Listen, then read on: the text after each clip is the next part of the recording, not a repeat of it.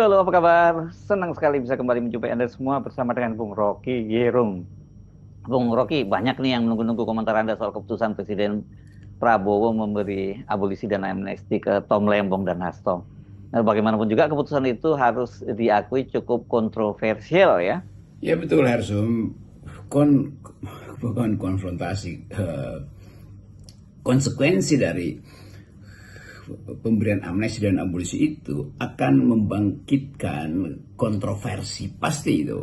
Karena keputusan yang dibuat Presiden Prabowo juga kontroversial. Kan dasar dari keputusan itu adalah menghilangkan pidana sebetulnya. Sementara dianggap bahwa tidak boleh Presiden mengintervensi kebijakan yang ada kaitannya dengan korupsi. Karena dianggap bahwa dua kasus itu, Pak Tom Lembong dan Pak Hasto, dua-duanya adalah mengandung elemen korupsi. Tetapi di belakang elemen korupsi itu ada masalah yang lebih, sebut aja lebih to the point, yaitu terbukanya peluang untuk melihat bahwa korupsi itu dipakai sekedar untuk tukar tambah politik. Kan itu yang terjadi itu, dan itu yang dilakukan oleh Presiden Jokowi itu. Dan kita tahu bahwa Hasto, ujian pada Hasto itu udah 5 tahun. Demikian juga pada Pak Tom itu, sekuensi kebijakan itu dimulai dari era awal Pak Jokowi, yaitu import. Jadi sebetulnya kalaupun itu jadi kontroversi akademis, itu cuma soal mendefinisikan apa itu abolisi, apa itu amnesti itu. Dan konteks yang dipakai hari ini adalah upaya, kan itu disebut sebagai hak istimewa presiden. Dalam satu pertimbangan presiden melihat bahwa masalah ini akan jadi semacam pretext untuk menguji apakah publik bisa menerima keputusan ini, yaitu memisahkan antara elemen politik dan elemen hukum. Dan kelihatannya publik justru menganggap bahwa inilah keputusan yang bijak tuh. Jadi tetap setiap keputusan hakim adalah kontroversi. Dan itu yang mendorong kita untuk ajukan perdebatan itu di kampus. Udah selesai itu. Karena keputusan amnesti dan abolisi itu jadi fakta, bahkan jadi fakta politik. Sehingga saya sebut fakta politik karena dengan keputusan itu Hasto tidak kehilangan hak politik untuk jadi caleg lah, eksekutif. Demikian juga Pak Tom Lembong. Kan itu konsekuensinya, karena dua tokoh ini ada di dalam satu suasana atau sebut aja atmosfer yang memungkinkan kita melihat aspek politik di lapisan awan ketujuh misalnya. Dan itu yang ingin diperlihatkan sebetulnya oleh Presiden Prabowo, yaitu bahwa tidak boleh ada unsur politik di dalam proses hukum. Jadi kelihatannya unsur politik itu justru yang dibatalkan, karena dianggap bahwa kalau unsur politik itu ada terus, itu artinya rakyat melihat ketidakadilan ada di mana-mana, diproduksi terus suasana untuk saling mencurigai bahwa nanti korupsi ada, iya, tapi ditunggu sampai ada jalan untuk tukar tambah. Jadi soal-soal semacam itu saya kira yang diluruskan melalui pemutusan atau pemberian amnesti dan abolisi oleh Presiden sebagai hak konstitusional beliau. Nah, sekarang justru yang kita tunggu apa konsekuensi politik dari keputusan Presiden Prabowo itu. Kalau yang tadi itu udah itu urusan konstitusi dari presiden, tapi kan ada konsekuensi politik dari keputusan presiden itu. Konsekuensi lanjutannya tentu adalah cairnya hubungan antara Presiden Prabowo dan Ibu Megawati, yang selama ini seolah-olah dijadikan alat untuk, jadi relasi itu jadikan alat untuk menghitung apakah Ibu Megawati yang akan menjadi sahabat politik, kendati Ibu Megawati tetap berada dalam posisi penyeimbang, atau Jokowi yang akan jadi semacam juga sahabat politik seterusnya oleh Presiden Prabowo. Kan Presiden Prabowo mesti putuskan, bersahabat dengan Ibu Mega artinya mengambil jarak dari Jokowi, bersahabat dengan Jokowi artinya mengambil jarak dari Ibu Mega. Nah itu dasarnya tuh, the enemy of my enemy is my friend, kira-kira itu dasar berpikirnya kan. Jadi sebetulnya kita sekaligus melihat, atau jangan melihatlah, menonton, karena melihat memang kita udah tahu, kita udah bisa baca, tapi ini jadi tontonan.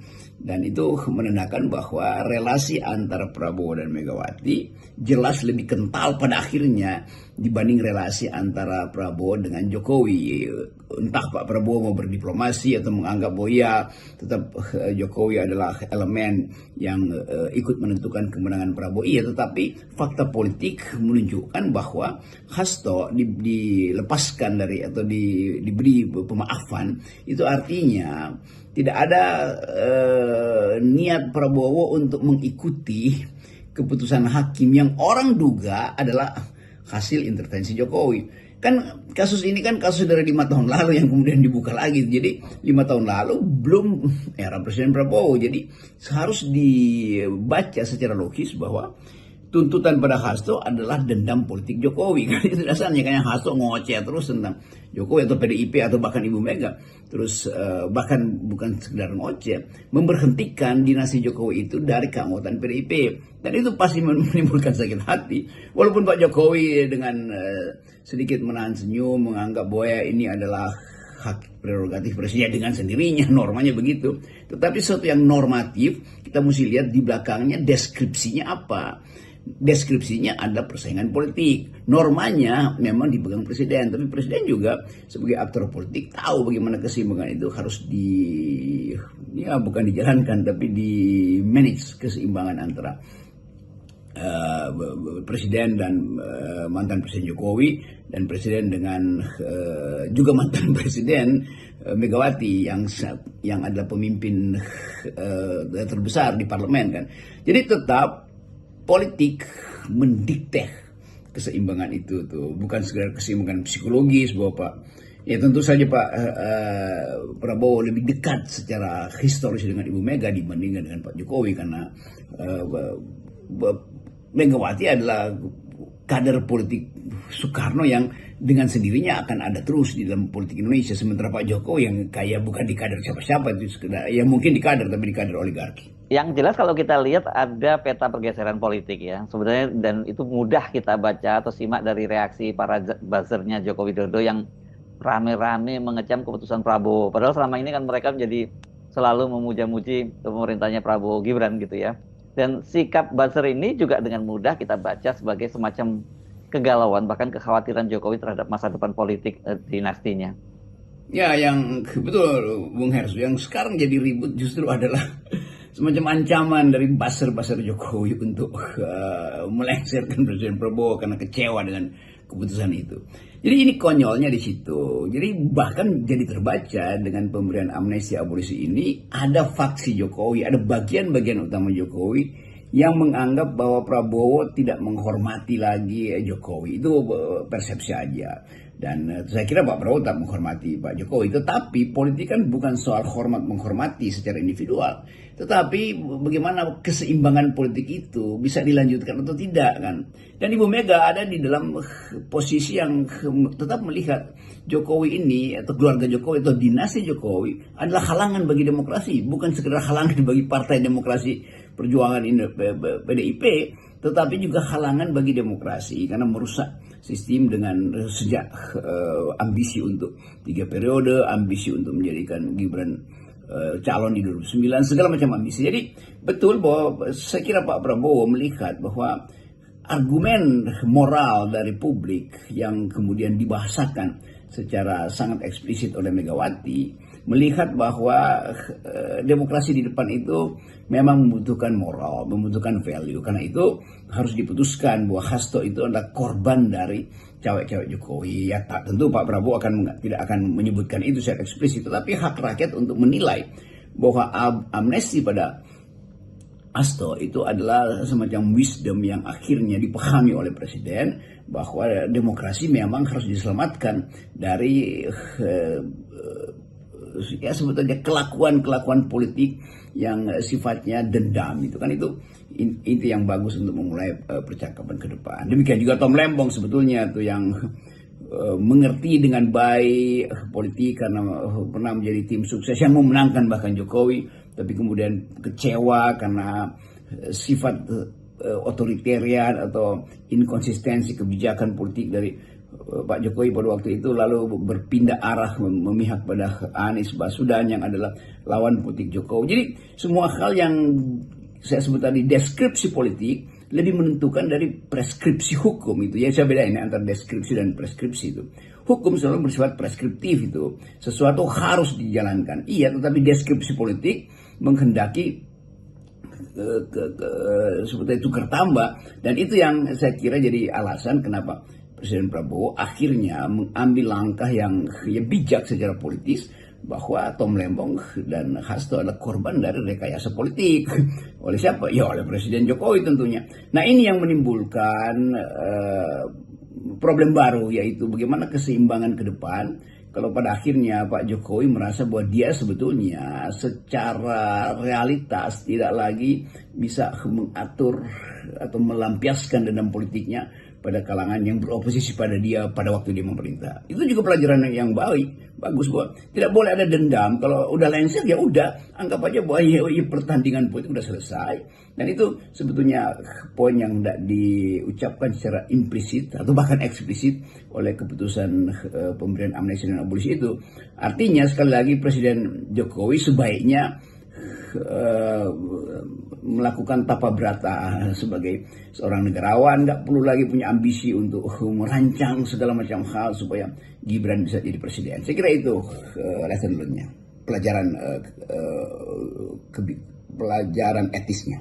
Saya pikir, mungkin nggak pikir ya, saya yakin ini pasti Jokowi tidak akan tinggal diam, dan kita menunggu apa pembalasan yang akan dilakukan ketika dia fight back gitu, karena bagaimanapun juga ini situasinya ketika Bu Mega dan Pak Prabowo bersatu ya, itu kan ini kayak antara Ibu Mega segitiga ini antara zero sum game gitu ya, nggak mungkin menyatukan ketiga-tiganya gitu. Ya kita akan lihat babak berikutnya, yaitu fight back atau revenge, ya sebetulnya upaya untuk membalas. Sebetulnya ini kekalahan kubu Pak Jokowi tentu akan ada balasan. Kalau Presiden Jokowi masih tetap punya atau ada dalam ambisi itu, dan saya kira dia masih ada dalam ambisi itu karena buzzer-buzzernya itu terlihat marah pada Presiden Prabowo dan mulai sedikit mengancam, ya maksudkan Prabowo segala macam, artinya maksudkan Gibran juga tuh karena kan kata Pak Jokowi itu satu paket tuh. Tapi sekaligus kita lihat bagaimana sebetulnya ada semacam kemunafikan itu. Jadi kalau para pendukung Pak Prabowo dan Gibran itu satu pikiran, maka apa yang diputuskan oleh Prabowo ya diikuti aja kan. Jadi justru ketika para pendukung Prabowo Gibran ini menyesalkan keputusan Prabowo, itu artinya mereka sebetulnya hanya pura-pura mendukung Prabowo dong. Berarti Gibran yang tidak diunggulkan.